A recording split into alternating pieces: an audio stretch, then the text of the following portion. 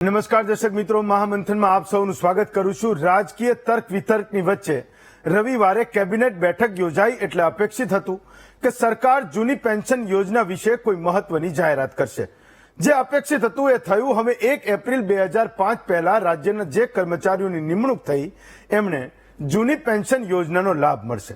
આમાં એવા કર્મચારીઓ પણ આવી ગયા જેની નિમણૂક કોઈ કારણોસર વિલંબમાં થઈ। જો કે આપણે જે વાત કરવાની છે એ ફિક્સ પગાર અંગેની છે। ફરી એકવાર ફિક્સ પે નાબૂદીની ચર્ચાએ જોર પકડ્યું ત્યારે કેબિનેટ બેઠક પછી સરકારે ફિક્સ પે વિશે જૂની રેકર્ડ જ વગાડી છે। સરકાર ફિક્સ પેને દૂર કરવા માટે હાલ નથી વિચારી રહી અને ન તો ફિક્સ પેના કર્મચારીઓનો અજમાયશી સમય ઘટાડવા વિચાર કરી રહી છે। સુપ્રીમ કોર્ટને આગળ ધરીને સરકારે હાલ આ મુદ્દે હાથ ઊંચા કરી દીધા છે અને એમ કહીએ તો ખોટું નથી। એક તરફ સોશિયલ મીડિયામાં remove fix pay trend trend થઈ રહ્યો છે અને બીજી બાજુ રાજ્ય સરકારની ફિક્સ પે પ્રથા નાબૂદ કરવાની હાલ કોઈ ઈચ્છા શક્તિ દેખાતી નથી। સરકાર તરફથી થયેલા પ્રયાસોને જોઈએ તો છેલ્લા 18 ઓક્ટોબરે 2023ના રોજ ફિક્સ પગારની કામ કરતા કર્મચારીઓના પગારમાં સરકારે 30% જેટલો વધારો કર્યો છે। આ વધારો પણ જો કે 6 વર્ષ પછી કરવામાં આવ્યો હતો અને ગુજરાતના જ પડોશી એવા મહારાષ્ટ્રએ થોડા જ સમય પહેલા કરાર આધારિત અથવા ફિક્સ પેની પ્રથા નાબૂદ કરી છે। આપણા રાજ્યના જે કર્મચારીઓ ફિક્સ પગારે કામ કરે છે એ તો મજબૂરીના માર્યા ત્યાં સુધી પણ કહે છે કે સરકાર જે 5 કે 6 વર્ષે વધારો આપે એની જગ્યાએ વાર્ષિક કે દ્વિવાર્ષિક વધારો આપે અથવા તો અન્ય રાજ્ય જેવી અનુકૂળ હોય એવી ફિક્સ પેની નીતિ લાગુ કરે। પાયાનો પ્રશ્ન એટલો છે કે આ પીડા આજકાલની નથી પણ વર્ષોની છે। 98-99માં સરકારે જ્યારે આ નીતિ લાગુ કરી અને 2006 થી જ્યારે રાજ્યના તમામ વિભાગમાં વર્ગ 3 અને 4ની ફિક્સ પેથી જ નિયમિત ભરતી થાય છે ત્યારે સવાલ એ થવો જરૂરી છે કે ફિક્સ પેના કર્મચારીઓની પીડા દૂર થશે ક્યારે? રાજ્ય સરકારને આ નીતિ દૂર કરવામાં અડચણ શું છે અને અન્ય રાજ્યોની જેમ ગુજરાત અનુકૂળ ફિક્સ પે નીતિ બનાવી શકે કે કેમ? આ તમામ મુદ્દાઓની ચર્ચા આજના મહામંથનમાં કરીશું।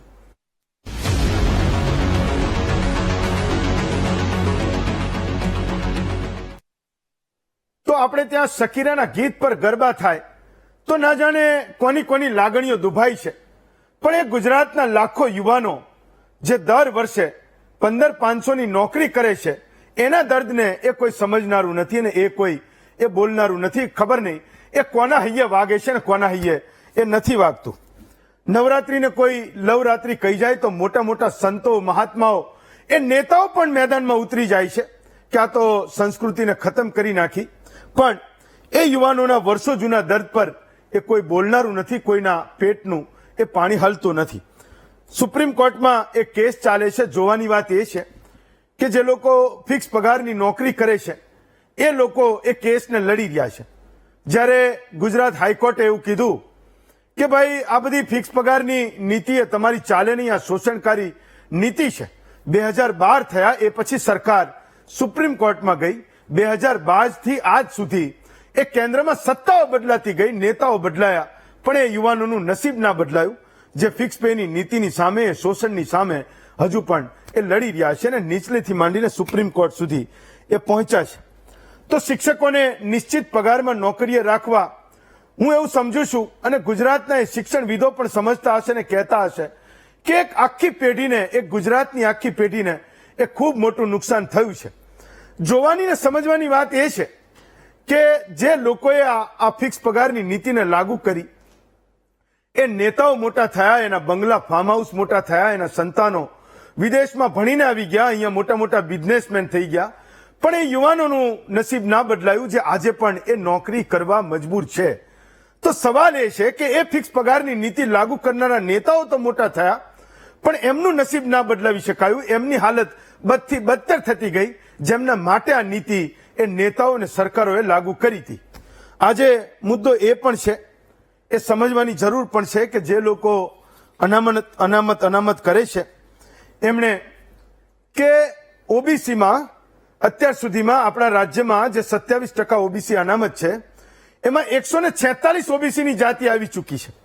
7% અનામત એ શિડ્યુલ કાસ્ટ માટે છે, 15% અનામત એ આદિવાસીઓ માટે છે, શિડ્યુલ ટ્રાઇબ માટે છે અને લડી ઝઘડીને આંદોલનો કરીને આપણે 10% ઈબીસી અનામત પણ લીધી। પણ સૌથી મોટો સવાલ એ છે કે જો નોકરીઓ જ નથી, સરકારોમાં એ ભરતી જ નથી, તો એ અનામતનું કરશો શું?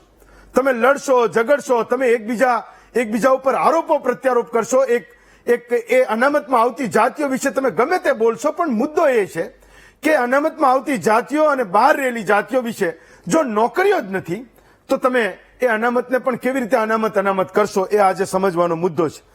પણ નોકરીઓની બાબતમાં રાજકારણથી ઉપર જોવાની આપણા નેતાઓની ટેવ નથી. એનું એક ઉદાહરણ કહું છું. સુપ્રીમ કોર્ટે હમણાં એવું કીધું કે ભાઈ આ તમે જે અનામતમાં જે લોકો આવે છે એને તમે એક પરિવારમાં કોઈને એકવાર નોકરી મળી ગઈ, એને લાભ લઈ લીધો, તો તમે એના નિયમો બનાવો કે એ જે બાકીનો ગરીબ રહી જાય છે, એ જાતિમાં જે પછાત રહી જાય છે, એ જાતિમાં જે વંચિત રહી જાય છે, એનો વારો આવે. સુપ્રીમ કોર્ટે કીધું કે નિયમો બનાવો, એ સરકારની જવાબદારી છે. એવા નેતાઓને એવા પક્ષો મેદાને ઉતરી ગયા કે આ તો ગરીબોનું લઈ લેવાની વાત છે ને સુપ્રીમ કોર્ટ જે કહે છે એ શક્ય નથી. જોવાની વાત એ છે કે આમાં સૌથી વધારે અસર જો સુપ્રીમ કોર્ટ કહે ને સરકારોએ આવું લાગુ કરવું પડે તો એની સૌથી વધારે અસર એ નેતાઓને, અધિકારીઓને થતી હશે, જેમને એમના સંતાઓને એ મંત્રી બન્યા, સંત્રી બન્યા, પછી ત્રીજી ને ચોથી પેઢીએ પણ મંત્રી અને સંત્રી બનાવવા છે, એમને ચૂંટણીઓ લડવી છે, અને એમને એમના દીકરાઓને એ હાયર એજ્યુકેશનમાં અનામત લઈને ફરી પાછા એમને અનામતનો લાભ લઈને એના એક ગરીબ પરિવારને, એક ગરીબ બંધુને, એક ભાઈને, એક બહેનને એને એ ગરીબ અને દલિત અને પછાત રાખવો છે. તો સવાલ એ છે કે એ નોકરી વિશે આપણા નેતાઓને રાજકારણનું એ ક્યારેય દ્રષ્ટિકોણ બદલાયો નહીં, જે આપણે બદલવાની જરૂર છે. જ્યારે જોવાની વાત એ છે કે આ જે ગરીબોના નામે વાત કરે છે એ નેતાઓ ગરીબોના રાજકારણ વિશે વાત કરે છે, ગરીબોના રાજકારણ પર એ ચૂંટાય છે, એમના સંતાનો મોટા થાય છે, પણ એ ગરીબ પછાત રહી જાય, એ ગરીબ રહી જાય, એના માટેની નીતિઓ એ રાજકારણની સૌથી મોટી દેણગી છે, અને એના માટે એ જવાબદાર થોડા ઘણા અંશે આપણે પણ છીએ. આપણે આજે સમજવાની જરૂર છે. સરકારમાં એ અધિકારીઓને એક્સટેન્શન મળે. આપણે એવું સમજીએ કે ઉંમરદરાજ એક વ્યક્તિ થાય, એનો એક આખી જીવનમાં એને નોકરી કરી ચૂકા, એને જે કંઈ ફરજ બજાવવાની હતી એ બજાવી દીધી, લોકોની સારી સેવા કરી હશે, તો સમાજમાં માન અને મર્યાદા અને મોભો પણ વધશે. આપણે એવું સમજીએ કે 58 વર્ષ થાય એ રાજ્ય સરકારનો કર્મચારી નિવૃત્ત થવો જોઈએ, 60 વર્ષ થાય તો એ આઈએસ અધિકારી, આઈપીએસ અધિકારી એ નિવૃત્ત થવો જોઈએ. કેમ થવો જોઈએ? તો પાછળ એક નોકરી ઈચ્છતા લોકોની એક મોટી લાંબી લાઈન છે. એ લાઈનમાં થોડા લોકો ઓછા થાય ને સરકારમાં એ સેવા કરવા આવે, નવો પવન લઈને એ સરકારમાં આવે, જનતાની સેવા કરે. પણ થાય છે શું? એક અધિકારી 3-3, 4-4 એક્સટેન્શન લઈને 10-10, 12-12 વર્ષો સુધી એ સરકારમાં એ સેવા કરતા હોય, એ લાભો લેતા હોય, ગાડીઓ લેતા હોય, બંગલો લેતા હોય, મોટી ઓફિસીસ હોય, એમની સેવા માટે 10-10 લોકોનો સ્ટાફ હોય. પણ જોવાની વાત એ છે કે એક નાનકડી એવી નોકરી માટે એ આપણા ગુજરાતમાં 10-10 લાખ લોકોના ફોર્મ ભરાતા હોય, તો સરકાર એ વર્ષે દાડે 100, 200, 500 લોકોને ત્યાંથી નિવૃત્ત કરે, નીચેના લોકોને ઉપર લઈ જાય, ને એ નીચે જગ્યા બહાર પડી, એ ખાલી પડી, ત્યાં નવી જગ્યાઓ બહાર પડે તો વાંધો શું છે? એ નીતિને પણ એ આજના યુવાનોએ સમજવી પડશે, ને આપણે પણ એ સમાજ તરીકે સમજવાની જરૂર છે. તો જ્યારે પણ સરકારો એવો દાવો કરે કે એણે 2 લાખ નોકરીઓ આપી છે, તો આપણે એવું સમજવું કે એ 2 લાખ નોકરીઓમાં મહત્તમ એ શોષણ એ માત્ર ને માત્ર એ વ્યવસ્થાઓમાં, તંત્રોમાં, સરકારી વ્યવસ્થામાં વધ્યું છે. એનું કારણ એ છે કે એ નોકરીઓ એ કાયમી નોકરીઓ નથી. કાં તો એ 5 વર્ષની કાયમી નોકરી આવે, પણ 5 વર્ષ એ ફિક્સ પેની નોકરીમાં હોય, ને કાં તો એવું બને કે મોટા ભાગનો યુવાન એ 17,000, 18,000, 20,000, 25,000માં એ ફિક્સ પેની નોકરી સિવાય એ આઉટસોર્સિંગની નોકરીમાં આવે છે. તો સરકાર એવો મોટો કોન્ટ્રાક્ટ આપે છે 3, 4, 5 એજન્સીઓને કે તમે અમને માણસો પૂરા પાડો, ચાહે હોસ્પિટલ હોય, ચાહે દવાખાના હોય, ચાહે એ કમિશનરની કચેરી હોય, ચાહે પોલીસ હોય, ચાહે એ ઘણી બધી એવી જગ્યાઓ છે જ્યાં ફિક્સ પેથી એ આઉટસોર્સિંગથી એ સરકાર ભરતી કરે છે. આજે આપણે સમજવાની જરૂર છે કે શહેરોમાં એ સરકારો જે એન્જિનિયરોની ભરતી કરે છે, આઉટસોર્સિંગથી ભરતી કરે છે, એને સીધી રીતે સરકારની સાથે કે એ એજન્સી સાથે 11 મહિનાનો એક કોન્ટ્રાક્ટ કર્યો છે. આ સમજવાની વાત છે. હું આઉટસોર્સિંગના મુદ્દાને પણ એક અલગથી જોઉં છું, ફિક્સ પેનો મુદ્દો એ અલગ છે, પણ એ સમજવાની જરૂર છે. જ્યારે નોકરીની વાત હોય ત્યારે આપણે એક હોલિસ્ટિક અપ્રોચથી આ વાતને જોવાની જરૂર છે, દરજને સમજવાની જરૂર છે. કોઈને તમે ફિક્સ પે એ આઉટસોર્સિંગની એ ભરતી કરી, કોઈ શહેરમાં એ એન્જિનિયર જ્યારે એ નોકરીને ધારણ કરે છે, જ્યારે ફરજમાં એ હાજર થાય છે તો એને શહેરમાં એ ગટર અને પાણીની પાઇપલાઇનની એ ખબર નથી હોતી. માનો કે એને ખબર પણ છે તો પણ એની પોતાની જવાબદારી શું છે? સૌથી મોટો સવાલ આજે આપણે કરવાની જરૂર છે કે જે જવાબદારીવાળી નોકરીઓ છે એ એટલીસ્ટ સરકાર એના આધીન રાખે. કોઈ લાપરવાહી થઈ તો એને જવાબદાર બનાવી શકાય. તો જવાબદારી પણ છે અને અપેક્ષા પણ છે, એ જનતાની પણ છે અને તમારે એ સમજવાની જરૂર છે. હમણાં પોલીસ દળમાં ભરતી માટે હાઈકોર્ટે કીધું એ ખબર નથી પડતી કે હાઈકોર્ટની કેવી રીતે જવાબદારી છે કે હાઈકોર્ટ એવું કહે કે તમે ભરતી કરો. આજે કોઈ શહેર એ 30 લાખનું શહેર હતું, એના બદલે 80 લાખનું શહેર થયું. કોઈ શહેરમાં 10 લાખની વસ્તી હતી, એની 22-25 લાખની વસ્તી થઈ. તો એ એન્જિનિયર જોઈએ, એને એ શિક્ષકો જોઈએ, પોલીસ જોઈએ. એ શહેરમાં નોકરી કરનારા એ દરેક સરકારી કર્મચારી જે જનતાને સેવા આપે છે, એ શહેર 2, 3, 4 ગણું થયું તો એ સેવા કરનારા કર્મચારીઓની જરૂર પડે છે. પણ એ કેવી રીતે આવે છે એ રીતને આજે આપણે સમજવાની જરૂર છે. પોલીસ, ડોક્ટર, તલાટી, મેં કીધું એમ આ બધી એવી સેવાઓ છે કે જનતા ઈચ્છે છે કે એમની હાજરી એ હોવી જોઈએ. એમના માટે ઉત્તમ સુવિધા હોય અને વિકાસ કદાચ જે જનતા માને છે એ પણ એ જ છે કે એના બાળકને એ શાળામાં શિક્ષણ કેવું મળી રહ્યું છે ને એ જ્યારે દવાખાને જાય છે, ઓપીડી માટે જાય છે, તાવ તર્યો આવ્યો એને એ બતાવવા માટે જાય છે, સાજો થવા માટે જાય છે, તો એની અપેક્ષા છે કે હોસ્પિટલમાં એ ડોક્ટર હોય. અને જ્યારે કાયદો અને વ્યવસ્થાની વાત હોય તો એની અપેક્ષા છે કે પોલીસની ઘટ ન હોય, પોલીસ ઓછો ન પડે. અને જ્યારે એને કોઈ આવકના દાખલાની જરૂર પડે ને કંઈક સર્ટિફિકેટ એ ગામના તલાટી પાસેથી લખાવવું પડે તો એ ગામમાં એ સરકારની હાજરી એ તલાટીને માને છે, તો એ તલાટી હોવો જોઈએ. એ જનતા એ સામાન્ય અપેક્ષા એ સરકાર પાસેથી રાખે છે. તો આ બધા ખર્ચા વધારે સરકાર અને એમના ખર્ચા ઘટાડે એવી પણ એ જનતા અપેક્ષા રાખે છે.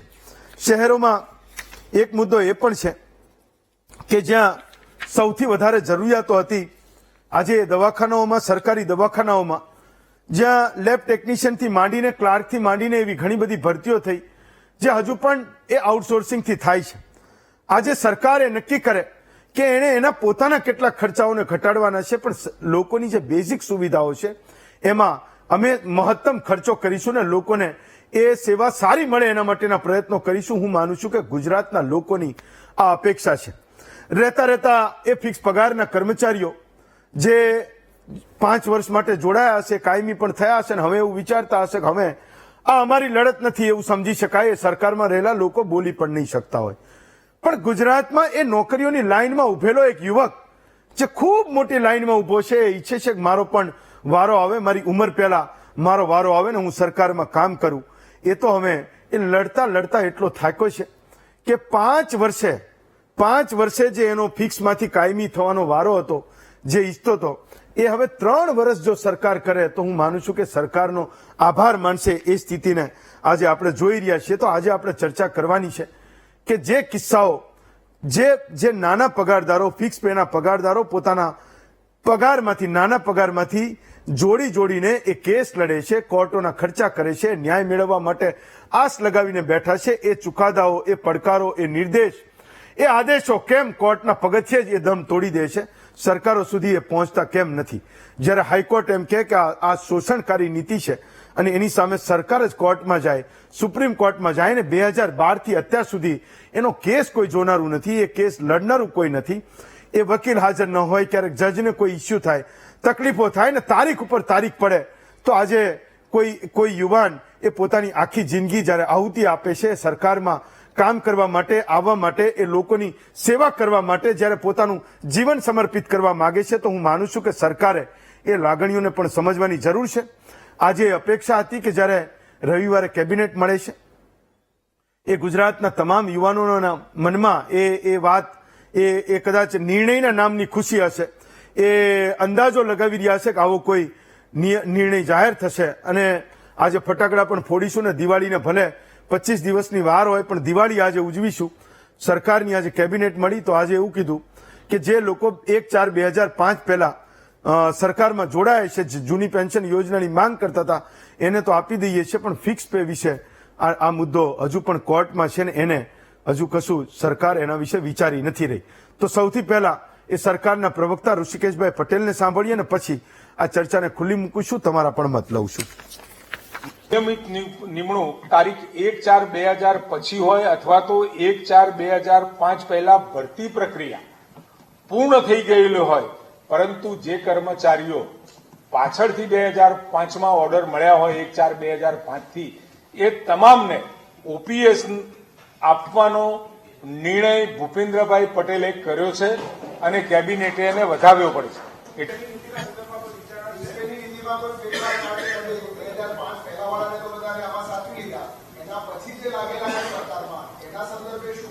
કોર્ટની અંદર આ વિચાર નિર્ણયાધીન છે, એટલે કોર્ટ જે પણ કોઈ ચુકાદો આપશે એ બધાને બંધન કરતા હોય છે. ના, અત્યારે એવો કોઈ વિષય નથી. ફરીથી જયારે ચર્ચા થશે ત્યારે વિચારવામાં આવશે. આપણો વિષય છે કે ફિક્સ પેની પીડા ક્યાં સુધી છે. આપણી સાથે 6 વક્તાઓ છે. ઉર્વિશભાઈ કંથારિયા છે, ભાજપના નેતા છે. હેમાંગભાઈ રાવલ છે, કોંગ્રેસના નેતા છે. પરેશભાઈ પટેલ છે, રાષ્ટ્રીય શૈક્ષિક સંઘના એ પોતે પ્રમુખ છે. ભારતેન્દુ રાજગોર છે, એ ટીમ રિમૂવ ફિક્સ પે એ વર્ષોથી લડી રહ્યા છે અને એમાંથી એ આપણી સાથે બેઠા છે, એ પ્રમુખ છે. પન્નાબેન પરમાર છે, પોતે કર્મચારી છે, અને નવનીતભાઈ ચૌહાણ છે, એ પણ આ નીતિની સામે એ લડી રહ્યા છે. એમનું પણ એક એસોસિએશન છે. તો સૌથી પહેલા પરેશભાઈ, તમારો ટર્ન. કે મને એ નથી સમજાતું કે સરકારો જે શિક્ષકોની ભરતી કરી, જે શિક્ષક એ પોતાના ભવિષ્ય વિશે એ પોતે આશ્વસ્ત નથી, જેને પડે પડ પોતાના ભવિષ્યની ચિંતા છે, એ આજે ગુજરાતના દીકરા દીકરીઓને ભણાવે છે. તો તમે લોકો અત્યાર સુધી એ શું કરી શક્યા, શું તમે કર્યું, અને એના કારણે સરકારોએ એની એ વાત માનવી પડે કે એટલીસ્ટ આ એક સબ્જેક્ટને છોડી દો, શિક્ષણનો સબ્જેક્ટ છોડી દો, જ્યાં આપણે પ્રવાસી કે એ વિદ્યા સહાયકની જરૂર નથી, એ સહાય નહીં કરે, એ અસહાયક થઈ પડશે, કારણ કે એને પોતાના ભવિષ્યની કોઈ એ નિશ્ચિત નથી, એને એની કોઈ ગેરંટી નથી કે આગળ જતા 1 વર્ષ પછી 11 મહિના પછી એનું શું થવાનું છે. પરેશભાઈ.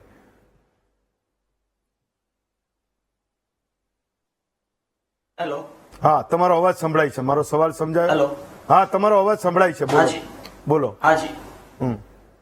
જી બોલો. મારો સવાલ જે ફિક્સ પે ની વાત. હા, બોલો હા, બોલો બોલો બોલો બોલો બોલો. ફિક્સ પે ની આપણે વાત કરી. હેલો, અવાજ આવે છે? બોલો ભાઈ, અવાજ આવે છે. નહીં આવતો હોય તો હું કહીશ. બોલવા માંડો. હા, શિક્ષક છો કે શું?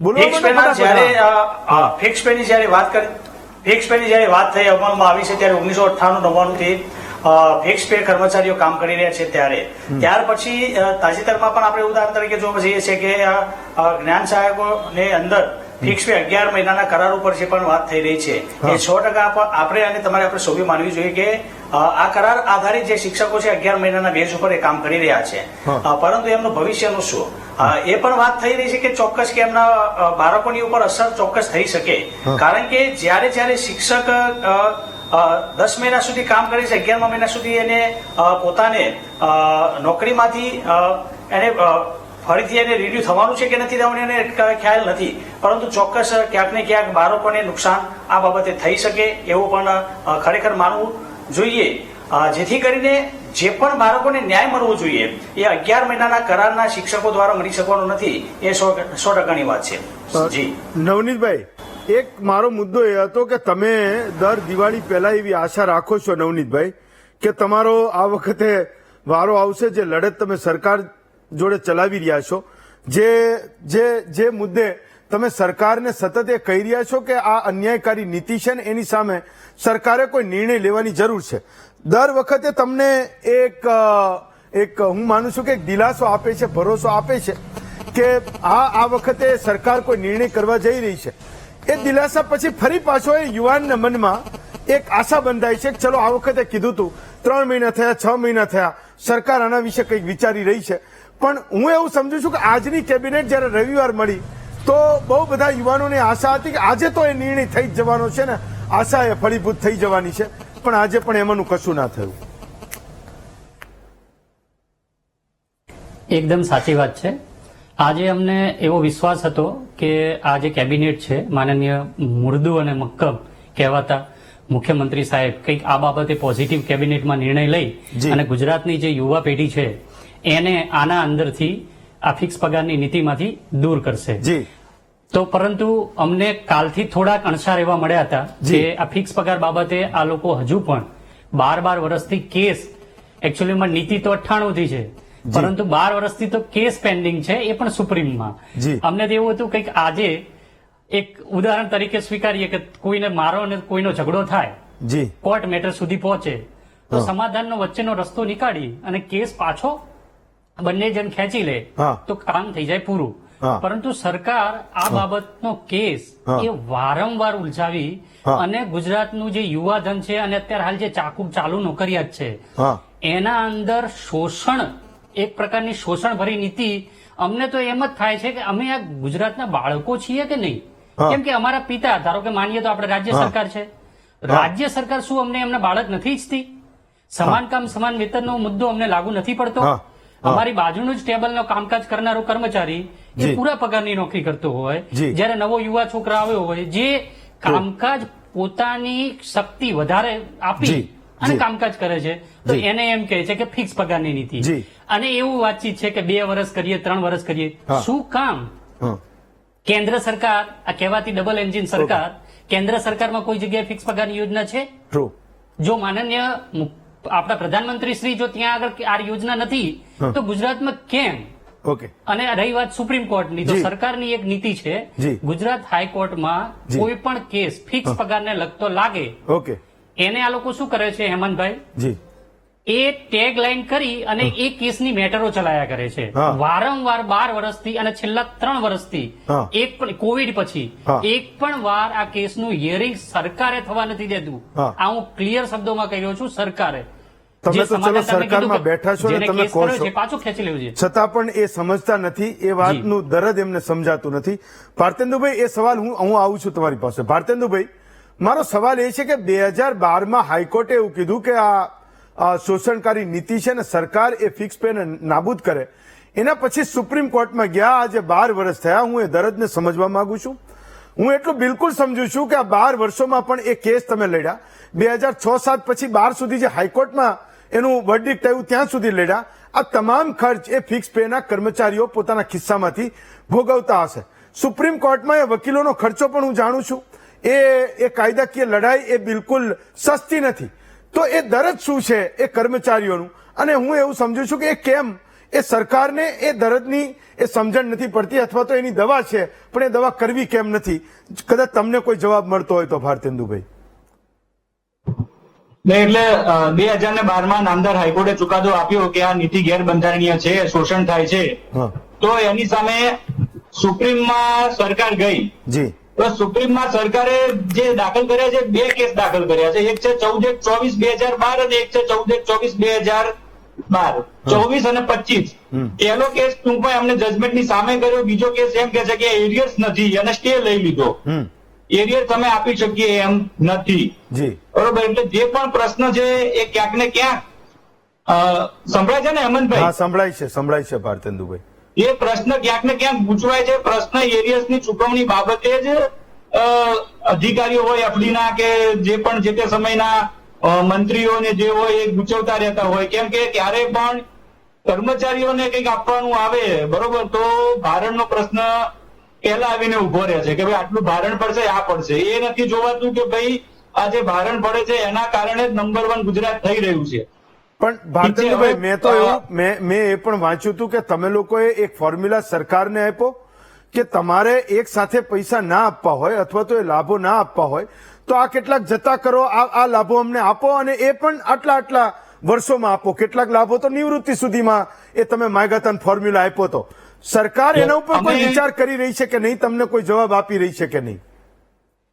એટલે અમે ટીમ રિમૂવ ફિક્સ પે તરફથી સરકારને આવેદન, તમે જે કહો છો આવેદન આપ્યું ને એમાં 5 વિકલ્પો આપ્યા કે ભાઈ જે એરિયર્સના કારણે જ અમે તો શોષ્યું, પણ જે નવી આવનારી પેઢી છે એ પણ શોષી રહી છે. ફક્ત ને ફક્ત એરિયર્સ નહીં ચૂકવવું કે કઈ રીતે ચૂકવવું એની ગૂંચ નથી ઉકેલાતી. તો અમે બીજાનું ભવિષ્ય ના બગડે આગામી પેઢીનું, અમારી પેઢી તો ભોગવી ચૂકી.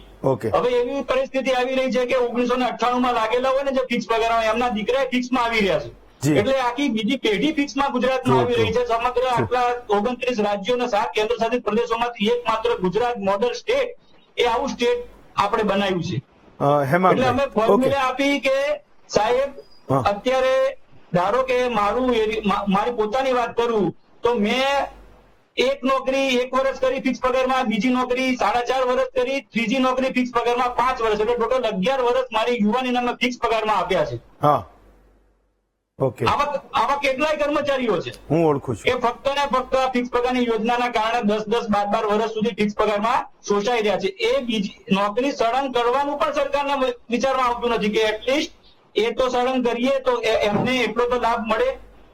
ઓકે, હેમાંગભાઈ, તો મારો સવાલ એ છે કે એ એવું કહે છે કે અમે લોકોએ આપી દીધો ફોર્મ્યુલા, પણ એ દર્દને એ સમજનારું કોઈ નથી, એની દવા કોઈ કરતું નથી. તો કરતા કેમ નહીં હોય? એ તમને વિપક્ષ તરીકે ખબર પડે કેમ નહીં કરતા હોય? બાકી બધા તો રાજકારણમાં નથી. ઉર્વિશભાઈ અલગ મુદ્દો છે, બાકીના લોકોને કોઈ પોલિટિક્સ સાથે લેવા દેવા નથી, પણ તમે તો વિપક્ષમાં છો, તમને એ ખબર પડતી હોય કેમ નહીં દવા કરતી હોય? વિપક્ષમાં છીએ અને અમે તો એ પક્ષ છે કે જેને આઝાદીની લડાઈ લડી હતી ને આઝાદ દેશને આઝાદ કર્યો હતો. એ વખતે અંગ્રેજોની જે નીતિ હતી ભાગલા પાડો ને રાજ કરો, એ નીતિ અત્યારે સરકાર અપનાવી રહી છે. આજે જ તમે જે પેન્શન સ્કીમની વાત કરી, ઓલ્ડ પેન્શન સ્કીમની, તો 2005 પહેલા નાને આપી ને 2005 પછી નાને ના આપી. અલા ભાઈ, આ બંને લોકો 60 વર્ષ તમારી સેવા કરવાના છે. જો 60 વર્ષ તમારી સેવા એટલે કે સરકારની સેવા, આપણી સેવા કરવાના છે, તો એ લોકોને તમે કેમ ભાગલા પાડી રહ્યા છો? એટલે આપણા કુટુંબની અંદર 2 દીકરા હોય તો પહેલા દીકરાને તમે સરસ કોન્વેન્ટ સ્કૂલમાં ભણાવો અને બીજાને તમે કોર્પોરેશનની, મ્યુનિસિપલ કોર્પોરેશનની સ્કૂલમાં ભણાવો. તો એ બંને વચ્ચેનું જે અસમાનતા છે એ તમે શું કામ રાખો છો? બંને દીકરાને સરખા રાખો તમે. આજની આ જે નિર્ણય છે એ નિર્ણય જે છે ભાગલા પાડોને રાજ કરોની નીતિનો છે. આ પહેલી વાત. બીજી વાત જે સૌથી વધારે મહત્વની છે હેમંતભાઈ, કે આ ફિક્સ પગારની વાત છે. આજે આ લોકોએ બહુ જ મોટો ટ્વિટરની અંદર ટ્રેન્ડ કર્યો છે અને ટ્રેન્ડમાં અમારા આદરણીય નેતા શક્તિસિંહ ગોહિલે કીધું કે ભાઈ આ લોકો જે છે, જે લોકો તંત્રના હાથ, પગ, કાન, નાગ અને દિમાગ છે, આ લોકોને તમે આ બધી જ ઓપીએસ સ્કીમ છે તો પૂરેપૂરી આપો, કોન્ટ્રાક્ટ પદ્ધતિ નાબૂદ કરો, આ લોકોને તમે ફિક્સ પગારમાંથી મુક્ત કરો, તો તમારી સરકાર એટલે કે આપણી સરકાર છે એનું કામ સારું થશે. અમિત ચાવડા વિરોધ પક્ષના નેતાએ ટ્વીટ કરીને કીધું કે ભાઈ સુપ્રીમ કોર્ટની અંદર કેસ છે તો એને કાઢી નાખો ને, તમે જ પાર્ટી છો, તમે પાછો ખેંચી લો એટલે વાત પતી જાય. પણ હેમંતભાઈ, સૌથી વધારે મહત્વની વાત એ છે કે એક ગામમાં એક રાજા હતો, એના ત્યાં કેટલાક લોકો આવ્યા અને કીધું કે આ બ્રેડનો ભાવ છે, અમને 5 રૂપિયા પોસાતો નથી, અમે 10 કરવા માંગીએ છીએ. રાજાએ કીધું ના, 10 નથી કરવાનો, 20 કરો, કારણ કે પ્રજાનો ઉપાવો થશે, એટલે તમે 20 કરો. અને 20 કર્યા પછી પ્રજાએ હોવા કરી એટલે પાછા આવીને કીધું કે હવે તમારે 15 રૂપિયામાં વેચવાની, 5 રૂપિયા ઓછા કર્યા અને પ્રજાએ એમને હાડતોડ આપ્યા. આ 3 વર્ષ પણ શું કામ ભાઈ? ફિક્સ પગાર આખા ગુજરાતમાં આજે જે આ ટ્રેન્ડ થયો હતો, હું કેમેરામેન મિત્રને કહીશ કે આ બતાવે. આજે જે ગુજરાતની અંદર ટ્વિટર ટ્રેન્ડ થયો, લગભગ 2.5 લાખ લોકોએ આની અંદર ભાગ લીધો. આની અંદર આ સ્પષ્ટ છે, આ જે કેસરી કલરનું રાજ્ય છે આપણું ગુજરાત રાજ્ય છે. એકલા ગુજરાતની અંદર જ તમે જુઓ કે ફિક્સ પે છે. આખા દેશમાં કોઈ જગ્યાએ ફિક્સ પે નથી. અને એ જ પ્રમાણે આ તમે જુઓ, રિમૂવ ફિક્સ પે ગુજરાત, ટ્વિટરની અંદર 2.5 લાખ ટ્વીટ થવીને અમિતાભ બચ્ચનજી કહે છે કે कुछ दिन तो आओ गुजरात में, यहाँ पे फिक्स पे में कर्मचारी का शोषण हो रहा है. तो કહેવાનો મતલબ શું છે કે આ જે ફિક્સ પે ની વાત છે એની અંદર આ લોકો કઈ રીતે આવ્યા છે? પહેલા તો તન તોડ મહેનત, પહેલા મહેનત કરે, 10 + 2 + 3 + 2 ગ્રેજ્યુએટ થાય, માસ્ટર થાય, પછી ભરતીની પરીક્ષા આપે, પરીક્ષાના પેપર ફૂટે, ફરીથી આંદોલન કરે, ફરીથી ભરતીની પરીક્ષા આપે, પાછી ભરતી ના થાય, ભરતી થાય તો એમને જેમ હમણાં ઋષિકેશભાઈએ જ કીધું કે 2005માં ભરતી થઈ હતી અને કોઈક કારણથી એમની ભરતી મોડી થઈ હોય એટલે ભરતી પાછળથી પણ ના થાય, આવા લોકો માંડ આવે ત્યારે એમને 5 વર્ષ માટે ફિક્સ પે ની અંદર મૂકી દેવામાં આવે. આ હકીકતમાં બહુ જ અન્યાય છે. હાઈકોર્ટે તો કીધું હતું કે આ ગુલામી છે અને આ શોષણખોરી નીતિ છે, પરંતુ તમે આજ જે બધા આજે આપણા કર્મચારીઓ છે એ કર્મચારીઓને તમારે હકીકતમાં રાજકારણથી પર આવવું પડશે. અને હવે તો હરિયાણાની અંદર 2 દિવસ પછી રિઝલ્ટ આવે છે. રાજકારણની વાત નથી કરતો, પણ ત્યાં સૌથી વધારે મોટો મુદ્દો મહત્વનો છે તો ત્યાંની બધી નોકરીઓ મોટા ભાગે મિલિટરીની છે. અગ્નિવીરનો મુદ્દો છે. સરકારને તો ખબર પડી જ જવાની છે કે અગ્નિવીરના મુદ્દે હવે ભાજપ ત્યાંથી સત્તા ગુમાવે છે. ગુજરાતની અંદર 5 લાખ આ ફિક્સ પે ના કર્મચારીઓ છે અને 20 લાખ કોન્ટ્રાક્ટ કરવા વાળા કર્મચારીઓ છે. આ જે કોન્ટ્રાક્ટ કર્મચારીઓ છે એ લોકોને પણ પૂરો પગાર નથી આપતા તમે, અને તમારી જોડે પૈસા નથી. ભાઈએ કીધું એરિયસ માટે થઈને સુપ્રીમ કોર્ટમાં ગયા, અને ભાઈ ગુજરાતની દેશની અંદર 26 લાખ કરોડનું તમે ઉદ્યોગપતિઓનું દેવું માફ કરી દીધું, 30 લાખ કરોડ તમે પેટ્રોલના ઘર દબોચી લીધા, છતાં પણ તમે એમ કહો છો કે તમારી જોડે કોઈ જાતની પૈસા નથી. પૈસા તો છે, પણ તમારે બીજે બધે વાપરવા છે, તાઇફાઓમાં વાપરવા છે, અને તમારે ભ્રષ્ટાચાર છે એ બંધ થઈ જશે તો આ બધી જ વસ્તુ થશે. હું તો કોંગ્રેસ પક્ષ વતી એટલું કહું છું કે ફિક્સ પે કર્મચારીઓને નાબૂદ કરો અને કોન્ટ્રાક્ટ પદ્ધતિ છે એ અને આઉટસોર્સિંગ એ બંધ કરો. હું તમારા વતી અહીંયા વીટીવી વતી ખાતરી આપું છું કે વિધાનસભામાં અમે ભૂપેન્દ્રભાઈને અભિનંદન આપીશું, પણ આવું કરવા માટેની હિંમત જોઈએ. એ નૈતિક હિંમત નથી, કારણ કે કહેવાતા મૃદુ અને મક્કમ મુખ્યમંત્રીનું તંત્ર છે એ બોદું અને નાકામ છે. ઉર્વિશભાઈ, તો તમારા જેવા અર્થશાસ્ત્રને સમજતા જે લોકોની સીધી રીતે સેવાઓને શું અસર થાય જ્યારે સરકારનો કર્મચારી એ પોતે પોતાના ભવિષ્ય વિશે એ નિશ્ચિત ના હોય તો એની શું અસર પડે, એ સોશિયોલોજીકલ ઇમ્પેક્ટ સૌથી મોટી છે. આપણે ત્યાં ગુજરાતમાં સરકારી નોકરી એ ગામડાઓમાં શું મુદ્દો છે એ હું સમજુ છું કે સરકારને સમજવાની જરૂર છે. તમારા જેવા લોકો એને મહત્તમ સમજતા હશે, પણ કોઈ એક દિલાસો તો કોઈ આપે કે 2012માં સુપ્રીમ કોર્ટમાં ગયેલી સરકારે એનું કોઈ સ્ટેન્ડ આજ સુધી એ બદલવા તૈયાર છે કે નથી. ચલો એ કોઈ તારીખ આપે કે 2029માં અમે આ કામ કરીશું ને તો પણ એ યુવાનોને એ ભરોસો આવે કે ચલો સરકાર અમારા માટે એ કંઈક વિચારી રહી છે. જ્યારે હાઈકોર્ટ એવું કહે છે કે આ શોષણકારી નીતિ છે, હું સમજતો નથી કે સુપ્રીમ કોર્ટ એવું કહી દે કે ના અશોષણકારી નીતિ છે, તો એ સરકારમાં કેમ એ સમજણ એ નેતાઓમાં ડેવલપ નથી થતી, એ અધિકારીઓમાં ડેવલપ નથી થતી કે આ નીતિને આપણે ગુજરાતમાં બદલવાની જરૂર છે ને એના કારણે આપણા ગુજરાતમાં શું નુકસાન જઈ રહ્યું છે એ આજની પેઢીને એ ખબર પડે, જેના કારણે આપણી આવનારી પેઢી છે એનો કોઈ ભોગ ન બને. હેમંતભાઈ, આપે એક ખૂબ સંવેદનશીલ મુદ્દો જે રીતે પ્રસ્તુત કર્યો છે એ અભિનંદનને પાત્ર છે. ખૂબ જ વ્યથા જે છે એ આપે અસરકારક રીતે વ્યક્ત કરી છે અને એક સાચી સમજણ ઊભી થાય એ માટેનો સક્ષમ પ્રયત્ન કર્યો છે. અને તમામ સુજ્ઞ પેનલ જે આ ક્ષેત્ર સાથે જોડાયેલા છે, જે અસરગ્રસ્ત છે, એમણે પણ પોતાની વાત બહુ જ સક્ષમ રીતે વ્યાપક હિતમાં કરી છે.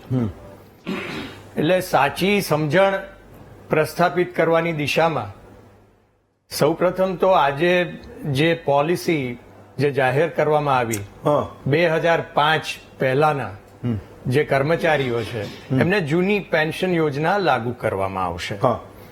હવે 2005માં નવી પેન્શન યોજના જ્યારે લાગુ કરવામાં આવી ત્યારે કોંગ્રેસની સરકાર સત્તામાં હતી. ત્યાર પછી સતત મંથન ચાલ્યા, રજૂઆતો થઈ, અને 2022થી જ્યારે એના ઇમ્પ્લિકેશન્સ કે જેની અસર સમજવામાં આવી એ પછી એ આંદોલનાત્મક સ્વરૂપ એણે ધારણ કર્યું. અને 2022માં જે મંત્રણાઓ થઈ એ મંત્રણાઓના અંતે એવું થયું કે આનો ઉકેલ લાવવા માટે સરકાર પ્રતિબદ્ધ છે અને અમે એ દિશામાં એનું એક ગાણિતિક વ્યવસ્થા હોય છે અને જે કંઈ એની ઇમ્પ્લિકેશન્સ ને બજેટરી એલોકેશન્સ ને બધું કરી અને અમે આ દિશામાં અમે ચોક્કસ યોગ્ય નિર્ણય લઈશું. અને એ એક્સરસાઇઝ પૂરી કરી અને આજે જૂની પેન્શન યોજના 2005 એપ્રિલ પહેલા જોડાયેલા કર્મચારીઓ માટે લાગુ પાડી છે. નવી પેન્શન યોજના છે, એ નવી પેન્શન યોજનાના આયામો છે અને એ પ્રમાણે એમને પણ કોઈ પણ જાતનો ગેરલાભ ના થાય એ માટે સરકાર પ્રયત્નશીલ છે. કારણ કે ઇકોનોમિક્સની દ્રષ્ટિએ જોઈએ તો અલ્ટિમેટલી તો એ નિવૃત્ત થયા પછી એની ફાઇનાન્શિયલ સેફટી એમની રહે એ માટેનું આયોજન કરવાનું છે. પણ આ તો એવા લોકો ઉર્વિશભાઈ ચિંતા કરી રહ્યા છે જે લોકો હજુ પણ સરકારમાં આવવા માટે એક લાંબી લાઈનમાં ઉભા છે, જે રાહ જોવે છે કે ક્યારે એના હાથમાં એ સરકારનો નિમણૂક પત્ર આવે, એ ફિક્સ પેનો ન હોય. આ એવા કર્મચારીઓની પીડા છે, આ એવા યુવાનોની પીડા છે, આ એવા લોકોની પીડા છે જે સરકારમાં અત્યારે સેવાઓ ડિલિવર કરી રહ્યા છે. જી, ફિક્સ પેનો જે મુદ્દો છે એ ખૂબ જ સાહજિક અને સ્વાભાવિક મુદ્દો છે અને એ માટે કોઈ એમ કે ચર્ચા ને અવકાશ કદાચ ના પણ હોઈ શકે. પરંતુ સરકારની એક જવાબદાર રાજકીય પક્ષ તરીકે અમારી પ્રાથમિકતા એ છે હા કે માત્ર સરકારી નોકરી એ તો છે જ, એમાં રહેલા પ્રશ્નો, એ તો સરકારી કર્મચારી તો પાયો છે. હા તો જ આપણે જે વિકાસની વાત ડિલિવર કરી શકીશું, તો જ આપણે નવું ઇન્વેસ્ટમેન્ટ આપણે લાવી શકીશું, અને એ ઇન્વેસ્ટમેન્ટ પ્રોપરલી ચેનલાઇઝ થઈને પ્રોડક્ટિવ થાય એ પ્રકારની વ્યવસ્થા, અર્થવ્યવસ્થા આપણે ઊભી કરી શકીશું. ક્યારે કે એ સરકારી કર્મચારી સક્ષમ હશે ત્યારે. એ વાત સરકાર બહુ સારી રીતે સમજે છે. પરંતુ એક વ્યાપક દ્રષ્ટિકોણથી, ખૂબ જ કે માત્ર સરકારી નોકરીના દ્રષ્ટિકોણથી આપણે જોઈએ છે ત્યારે આપણે પ્રાથમિકતા આપણે નથી ભૂલતા ને, એ જોવાનું છે. પ્રાથમિકતા એ છે કે આપણે આ યુવાન માટે આપણે રોજગારીની તકોનું નિર્માણ કરવાનું છે. કે કદાચ એકવાર ફિક્સ પેનું સોલ્યુશન આવી પણ ગયું હા તો પણ 99% યુવાનો તો સરકારી નોકરીમાંથી બહાર રહેવાના છે હેમંતભાઈ. કારણ કે એમને તો પ્રાઇવેટ, બધાને તો સરકારી નોકરી 100% ને તો મળવાની નથી. ફિક્સ પે હોય કે ના હોય, તો બાકીના લોકો માટે વાતાવરણ કેવી રીતના બનાવવું કે જેથી દરેકને રોજગારની ક્ષમતા કેળવાય અને રોજગાર પ્રાપ્ત થાય, એના જીવનમાં સ્થિરતા આવે, લાંબા ગાળાના આયોજન કરી શકે અને વૃદ્ધિ, ગ્રોથ પ્રોસ્પેક્ટ એના બને.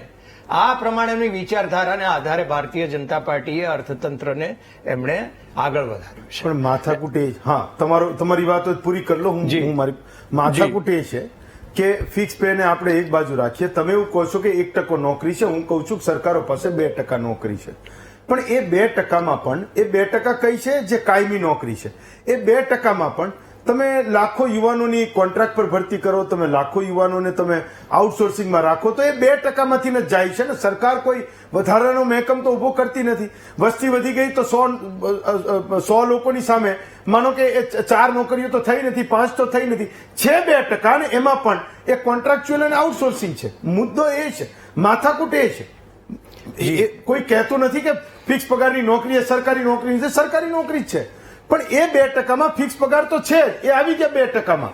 એ 2%માંથી આઉટસોર્સિંગ અને કોન્ટ્રાક્ચ્યુઅલ લોકો, સરકારો, મહાનગરપાલિકાઓ, નગરપાલિકાઓ કેટલી ભરતી કરે છે, નિગમ અને બોર્ડ કોર્પોરેશન કેટલા લોકોની ભરતી કરે છે, એ સવાલ છે. હા, એટલે નીતિગત બાબત ઉપર વાત આવેલી છે અને એક ન્યાયિક પ્રક્રિયામાંથી પસાર થઈ રહી છે.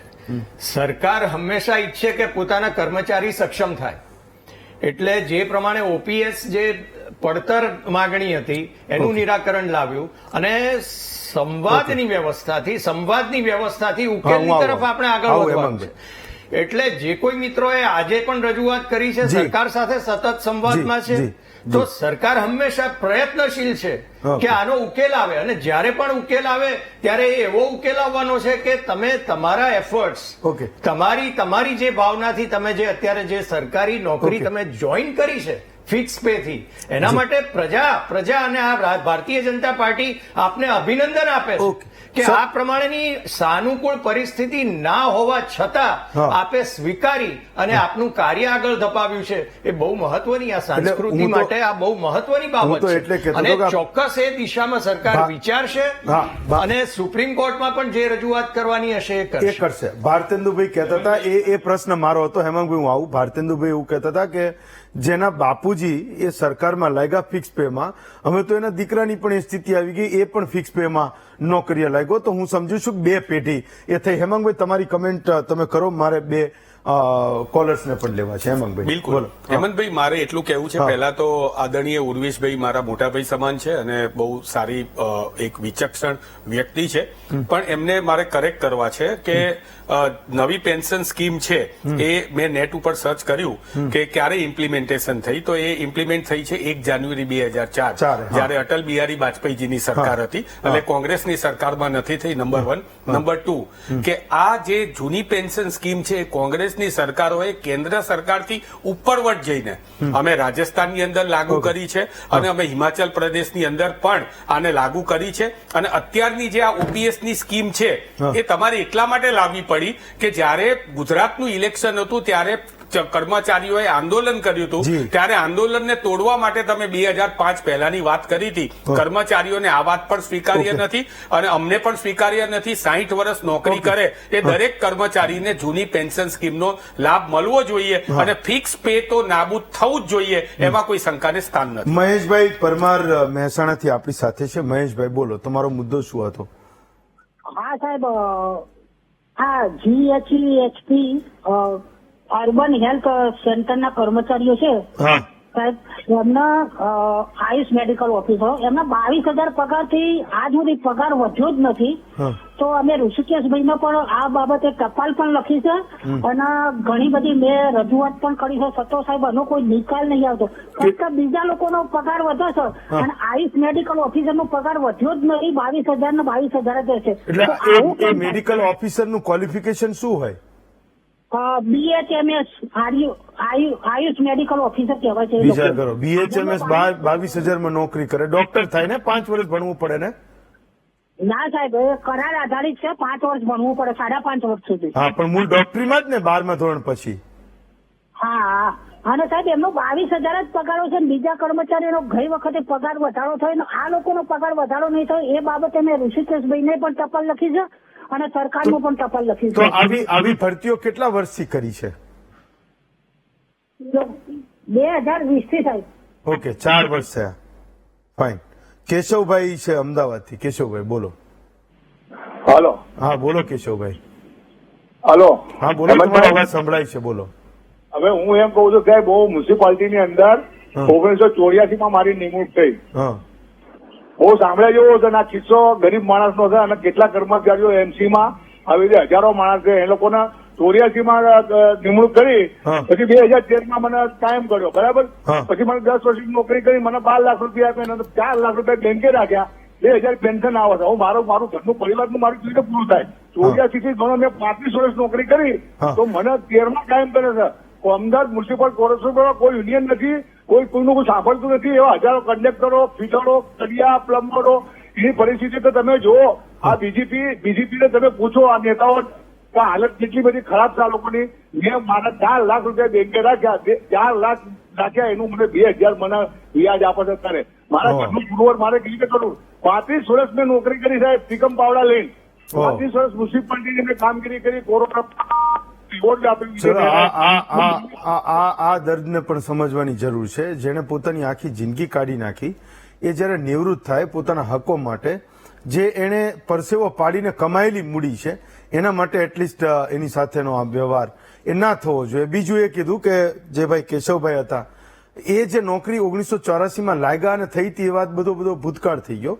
હવે જે નવા લોકો આવે છે એની માટે તો એ બહાલી છે જ નહીં કે એને સરકારી એ નોકરી મળે. તો સંપૂર્ણ ને સંપૂર્ણ આઉટસોર્સિંગ બેઝ છે. 2, 4, 5 કંપનીઓ નક્કી કરે છે, એ માણસો લાવે છે. સરકાર કહે છે ફલાણા દવાખાનામાં, ફલાણા એ કલેક્ટરની ઓફિસમાં અમને આટલા માણસો જોઈએ છે, માણસો જતા રહ્યા. નવનીતભાઈ, મારો એક સવાલ એ હતો કે એટલે મે બી એ થઈ શકે, તો તમે એવા કેટલાક યુનિક કિસ્સાઓ એ સરકારને કેસ સ્ટડી તરીકે તમે લખીને આપો, ઓકે, કે માણસ હોશિયાર છે, ઈમાનદાર છે, એની જે જવાબદારી છે એ ખૂબ એને નિષ્ઠાથી નિભાવી છે, લોકો પ્રત્યેનો અપ્રોચ ખૂબ સારો છે, પણ 5 વર્ષમાં એને શું ભોગવ્યું, 5 વર્ષ પછી તો કાયમીમાં થતા હશે, પણ એ 5 વર્ષો દરમિયાન એ કર્મચારીએ શું ભોગવ્યું? એમાં કોઈ દીકરો પણ હોઈ શકે, દીકરી પણ હોઈ શકે, કોઈ શહેરમાં નોકરી કરતો કોઈ કર્મચારી હોઈ શકે ને ગામડામાં કામ કરતો પણ કોઈ કર્મચારી હોઈ શકે. મે બી સરકારમાં એ સંવેદનશીલ લોકો હોય, એ સમજે, વાંચે, જોવે અને એને એવું થાય કે આ દર્દ છે જેને આપણે જાણવું જરૂરી છે ને એની દવા પણ કરવી જોઈએ. નવનીતભાઈ. હેમંતભાઈ, બહુ સરસ મુદ્દો લીધો છે આપે કે ફિક્સ પગારના કર્મચારીઓએ 5 વર્ષ સુધી કંઈક સારું કર્યું હોય તો એને સરકારે એ પોઝિટિવિટી રજૂ કરી અને કંઈક આ બાબતે શું ભોગવ્યું. તો આપણે જાણીએ છીએ કે 26મી જાન્યુઆરીના દિવસે જે સારે ક્વોલિફાય કર્મચારીઓ હોય એમને રાજ્ય સરકાર પોતાને પ્રોત્સાહન રૂપે પ્રશસ્તિપત્ર પાઠવતી હોય છે. તો એના અંદર 50% થી 70% કર્મચારીઓ એવા હોય છે કે જે પોતે ફિક્સ પગારની નોકરી કરે છે. હું મારું ડિપાર્ટમેન્ટ છે, હું GST ડિપાર્ટમેન્ટનો કર્મચારી છું. તો GST ડિપાર્ટમેન્ટની અંદર ઇન્સ્પેક્ટર, સિનિયર ક્લાર્ક અને જુનિયર ક્લાર્કની પોસ્ટ છે ફિક્સ પગારમાં. તો એ જે ઇન્સ્પેક્ટરની પોસ્ટ છે જી. એ રાજ્ય સરકારના જે જીએસટી ને લગતા મોટા મોટા કૌભાંડોનો સર્ચ કરી અને જે વેરાકીય ભારણ અને જે વસ્તુ થાય છે કૌભાંડો એ પકડે છે. તો રાજ્ય સરકારને જે તિજોરી ઉપર મોટું જે નુકસાન જાય છે એને બચાવે છે. આના કરતા વધારે શું ઈમાનદારી બતાવી શકે એ કર્મચારી? હા, ટ્રુ. આ પ્રોત્સાહિત કરવાની જગ્યાએ આ 5 વર્ષની નોકરી, જો આજે જે નિર્ણય થયો 2005 પહેલાનો, જી. બરાબર છે, એ પણ ફિક્સ પગારના એમ્પ્લોઈઝ જ હતા. જી. તો આ 60,000 કર્મચારીઓને લાભ મળ્યો દિવાળી સમયમાં. જો ફિક્સ પગારમાં બાંધછોડ કરી અને જો જૂની પેન્શન યોજના આપી શકાતી હોય હા, તો કેમ ફિક્સ પગાર દૂર ના થઈ શકે? અમારો આ એક મુદ્દો છે. અને જેમ પરેશભાઈએ વાતચીત કરી હતી કે 2.5 લાખ ટ્વિટર ઉપર આજે ટ્રેડ થયા છે, જી. તો એ જે એના ઉપર જે આજે સતત 2 દિવસથી જે મારો ચલાવ્યો છે એ કર્મચારી જાણી શકે. બાકી આવી વેદના, એવું કહેવાય છે કે રાજ્ય સરકાર જાતે જઈને ઘરે ઘરે જઈ અને પોતાના સદસ્યો બનાવે છે, પણ સરકારના એક અવાજ આ જે અન્યાયકારી નીતિના સામે આટલા લાખો લોકો ટ્વીટ કરવું, અને એ પણ ગુજરાતમાંથી, એટલે બહુ શરમજનક વાતચીત છે. અને આ ફિક્સ પગારની યોજનાને છે ને સખત શબ્દોમાં અમે વખોડીએ છીએ. એટલે અમે તો એ જ ઈચ્છીએ છીએ કે આજુ દિવસો બાકી છે દિવાળીના, આ 60,000 કર્મચારીઓને જે જૂની પેન્શન યોજનાનો લાભ જી. મળ્યો એ અમે આવકારીએ છીએ. જી. એવા જ બીજા જી. 1 લાખ, 2 લાખ, 3 લાખ કર્મચારીઓ જે જોડાયેલા છે એમાં પણ કઈ સારી દિવાળી ઉજવાય એવી અમે આપના વતી સરકારને 2 હાથ જોડીને વિનંતી કરીએ છીએ. હું પણ એવી અપેક્ષા રાખું છું કે તમારી દિવાળી એ સારી જાય. એ સરકારનો નાનામાં નાનો કર્મચારી જે ગામડામાં જે ગરીબ અને મધ્યમ વર્ગની સેવા કરે છે, જેને વાસ્તવમાં જરૂર છે અને જે ગામડામાં બચ્યા છે, એના માટેની આ ખૂબ જરૂરિયાત છે, એ પણ ખૂબ રાજી થશે. એક બ્રેક લઈએ, પછી સ્વાગત કરું છું આપનું મહામંથનમાં. ભાવેશભાઈ છે પોરબંદરથી. ભાવેશભાઈ, બોલો. સરકાર, મારે એવું પૂછવાનું હતું, આમાં કરાર આધારિત કર્મચારીનું શું છે? કઈ દર વખતે આનું બધાનું આવે છે, કરાર આધારિત કર્મચારીનું તો કઈ આવતું જ નથી. કોન્ટ્રાક્ચ્યુઅલ નું? હા, કોન્ટ્રાક્ટ બેઝ કર્મચારી છે. પૂછો તમે, તમારે ત્યાં હમણાં જ તમે કોંગ્રેસમાંથી ભાજપમાં આવીને નેતાને ચૂંટા પૂછો. સાંસદ તમારા મંત્રી થઈ ગયા, એને પૂછો કે કોન્ટ્રાક્ટનું તમે કેમ કઈ નથી કરતા. અમે તો આ શું ધૂણી દખાઈને બેસીએ છીએ, તમે લોકો આ બધા મેસેજો કરો એટલે. કોન્ટ્રાક્ટ કર્મચારીનું કઈ આવતું જ નથી. એટલે જ કહું છું કે તમે પૂછો, તમે પૂછો સરકારને, તમે પૂછો. ફાઇન. ઉર્વિશભાઈ, એક સવાલ એ હતો કે સરકાર એ દર મહિને એક ડેટા બહાર પડે કે જીએસટીની આવક એ રેકોર્ડ તોડ થઈ રહી છે. હું સમજવા માંગુ છું, મારો આ પ્રશાસનમાં એવો બહુ કોઈ લાંબો અનુભવ નથી અને ના તો સરકારી નોકરી માટે મેં ક્યારેય કોઈ અરજી કરી છે, પણ છતાંય પૂછું છું. હું એ સમજવા માંગુ છું કે માનો કે નાના હતા સ્કૂલમાં તો રમતા, તો પીટી ટીચર હતા, મોટા પેલા ડમ્બેલ્સ ને બધું લઈને આવે ને જોરદાર વાગે ને શનિવાર એટલે એકદમ ઉજાણી હોય. તો આજે શાળામાં એવું કે પીટી ટીચર નથી. હમણાં કોઈ કોંગ્રેસ વાળા એવું કહેતા હતા કે લાઇબ્રેરિયનની એમ કે આટલા વર્ષોથી ભરતી નથી કરી, કોઈ કોમ્પ્યુટર શિક્ષકની ભરતી નથી એવું કહે છે, હાઈકોર્ટ એવું કહે છે કે તમે વધારે પોલીસ વાળાની ભરતી કરો.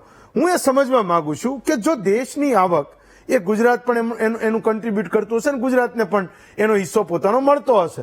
સરકારોની આવક એટલી જબરજસ્ત વધી રહી છે, ટેક્સ ઘટી નથી રહ્યા, તો આ બધા જે ભરતી છે, આ બધા લોકોને નોકરી આપવામાં એ કેટલો ખર્ચ જોઈએ? એવું કોઈ અંદાજ કે એવું કોઈ ગણિત હોય છે ખરો કે એને ચલો તમારે ફિક્સ પેમાં નથી લેવો કે શું કહે છે ને, વિદ્યા સહાયક કે પ્રવાસી શિક્ષક કે કોન્ટ્રાક્ચ્યુઅલ તમારે આ બધી જગ્યાઓને નથી લેવી, તો એનો શું ખર્ચો હોય? સરકારને શું ખર્ચ આવે?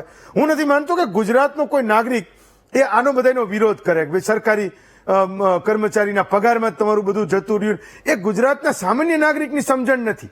એને તો સુવિધાઓ વધતી હોય, એના બાળકોનું શિક્ષણ સારું થતું હોય, એનું આરોગ્ય સારું થતું હોય, તો એને લેવા દેવા નથી. તમે શું કરો કોન્ટ્રાક્ટમાં એ ભરતી કરો? શેના માટે તમે ફિક્સ પેમાં ભરતી કરો? શું ખર્ચ આવે એનો કોઈ હિસાબ થતો હશે? સૌ પ્રથમ તો સરકાર એ ફિક્સ પેના કર્મચારીઓ છે એમની સંવેદના કે એમની લાગણીની વિરુદ્ધમાં છે, એ વાત સદંતર ખોટી છે. ઓકે. અગાઉ પણ કહ્યું કે સરકારની પ્રાથમિકતા એ છે કે રોજગારલક્ષી વાતાવરણ ઉભું કરવાનું કે જેથી આ રાજ્યનો તમામ યુવાન એ રોજગાર પામી શકે, પોતે ઉપાર્જન કરી શકે યોગ્ય, અને પોતે આર્થિક વૃદ્ધિ સતત કરી શકે, જેથી ખરીદ શક્તિમાં પરિણામે. આપે જીએસટી ની વાત બહુ સરસ રીતે કરી. હવે જીએસટી એ સરકારની આવક છે, પણ એ પ્રજાની જ આવક છે. એટલે જયારે પ્રજા ખરીદે છે, કિસ્સામાંથી જાય પ્રજા ખરીદે છે ત્યારે એ આવક ઉભી થાય છે. હવે પ્રજા ક્યારે ખરીદે છે કે જયારે એની પાસે ખરીદ શક્તિ વધે છે ત્યારે જીએસટી વધે છે. ખરીદ શક્તિ ક્યારે વધે છે કે રોજગારનું નિર્માણ થાય છે. એ પ્રાઇવેટ સેક્ટરમાં થાય છે અને પબ્લિક સેક્ટરમાં પણ થાય છે. એટલે રોજગારલક્ષી વાતાવરણ એ સરકારની પ્રાથમિકતા છે.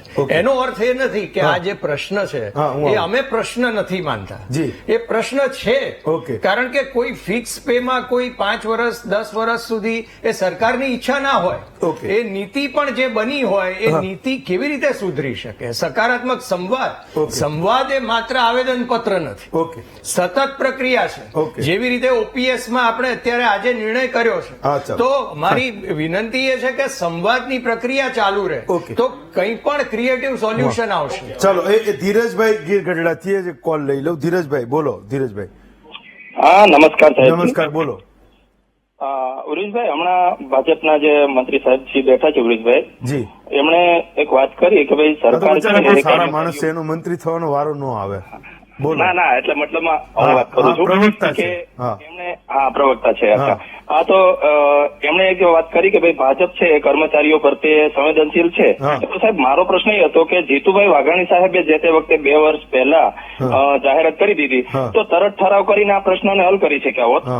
તો હજી સુધી હલ કર્યો નથી અને આજે એનું બહુ સરસ પરિણામ મળ્યું છે. અને એ ગુજરાત, આ લોકોની તો એ વેદના એવી છે કે એ જીતુભાઈ વાઘાણી વાળો સ્ક્રીનશોટ લઈને બિચારા ટ્વિટર ને ફેસબુક ને પર્સનલમાં મોકલશે, કેટલી જગ્યાએ કહે છે કે એમણે જાહેરાત કરી દીધી પણ લાગુ ન થયું. હવે એમની પાસે કોઈ કામ જ ન બચ્યું.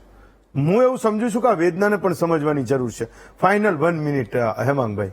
હેમંતભાઈ, જે દર્શક મિત્રોના ફોન આવ્યા એમાં અમદાવાદ મ્યુનિસિપલ કોર્પોરેશનની મને એક વાત યાદ આવે છે. એટલા માટે વાત યાદ આવે છે કે એમણે કીધું કે અમારું કોઈ સંગઠન નથી. કોંગ્રેસના શાસનમાં રફીઉદ્દીન શેખની અહીંયા અમદાવાદની અંદર મેયર હતા. જીઆઈ પટેલ એ વખતે સ્કૂલ બોર્ડના ચેરમેન હતા, જે પાછળથી સંસદ સભ્ય બન્યા. એવે વખતે અમદાવાદની અંદર નોકર મંડળ હતું. આ બધા જ લોકો એની અંદર હતા. એમાં શિક્ષક મંડળ પણ આવે, કારણ કે મારા પિતા મહિપતરામ રાવલ એના પ્રમુખ હતા. એ વખતે જીઆઈ પટેલ એ લોકો મળવા જાય ત્યારે શું કે એ વખતે ટીવી મીડિયા નહોતું કે ભાઈ તમે થોડું મજબૂત આંદોલન કરજો તો હું તમારી વાત સાથે તો સમજ છું, પણ મારા ઉપરવાળાને હું પહોંચાડી શકીશ. આજે મારી તમને અહીંયા કર્મચારીઓ જે મંડળના લોકો બેઠા છે એમને વિનંતી છે કે અમે કોંગ્રેસ પક્ષ તરફથી જયારે આંદોલન કરવા જઈએ ત્યારે અમે તમારા માટે લડતા હોય તો તમે સમર્થન આપજો. નંબર 1 અને નંબર 2 બીજી વાત કે અમને સમર્થન આપો કે ના આપો, પણ મહેરબાની કરીને આ ઓપીએસ ની અંદર જેમ 2005 પહેલાના લોકોને આપ્યું અને પછીના ના આપ્યું અને ભાગલા પડાય અને તમે એને આવકારો છો, આવું ના કરતા, નહીં તમારા પણ ભાગલા પડી જશે અને તમે જીવનભર ફિક્સ પેમાં રહેશો. ઉર્વિશભાઈ, હેમાંગભાઈ, પરેશભાઈ, ભારતેન્દુબેન અને નવનીતભાઈ, 5 વક્તાઓનો ખૂબ ખૂબ આભાર માનું છું. એક મુદ્દો એ પણ હતો કે આજે ઋષિકેશભાઈ એવું કહે છે કે મુદ્દો એ કોર્ટમાં છે. પત્રકારે સવાલ પૂછ્યો. માથાકૂટ માત્ર એટલી જ છે કે સરકાર એકવાર એવું કહી દે, જે યુવાનોની લાગણી પણ છે. એ ગુજરાતનો યુવાન, જે મેં કીધું કે નોકરીની મોટી લાંબી લાઈનમાં ઉભો છે, સરકાર એકવાર જઈને સુપ્રીમ કોર્ટમાં એવું કહે કે આ કેસ એ પાછો ખેંચે છે, એટલે કેસ એ ફરીવાર ચાલવાનો નથી. ને હાઈકોર્ટે જે કંઈ કીધું એને તમે માની લીધું.